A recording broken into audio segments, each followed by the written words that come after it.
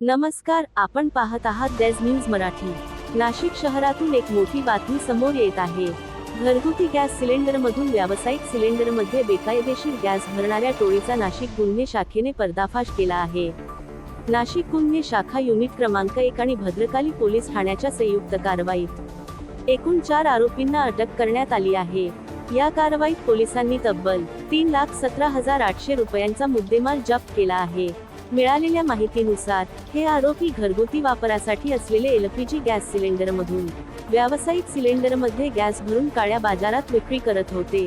यामुळे शासनाचा महसूल तोटा होत होता, तसेच नागरिकांच्या सुरक्षिततेलाही धोका निर्माण झाला होता। गुप्त माहितीच्या आधारे पोलिसांनी भद्रकाली परिसरात छापा टाकला। या कारवाईत 33 घरगुती गॅस सिलेंडर, 13 व्यावसायिक सिलेंडर, गॅस भरण्याचे साहित्य, इलेक्ट्रॉनिक वजन काटा आणि एक वाहन जप्त करण्यात आले आहे। अटक करण्यात आलेल्या आरोपींमध्ये संदीप संतोष वडगुळे, आसिफ अहमद शेख, अनिल लहू घोडे आणि संतोष अशोक पाटेकर यांचा समावेश आहे। पोलिसांनी सांगितले की ही कारवाई वरिष्ठ अधिकाऱ्यांच्या मार्गदर्शनाखाली करण्यात आली असून या प्रकरणाचा पुढील तपास सुरू आहे। बेकायदेशीर गॅस भरण्याच्या या प्रकारामुळे मोठा धोका निर्माण होऊ शकतो, म्हणून नागरिकांनीही सतर्क राहण्याचे आवाहन पोलिसांनी केले आहे। अधिक अपडेटसाठी पाहत रहा देज न्यूज मराठी। मी प्रतिनिधी एजाज शेख। धन्यवाद।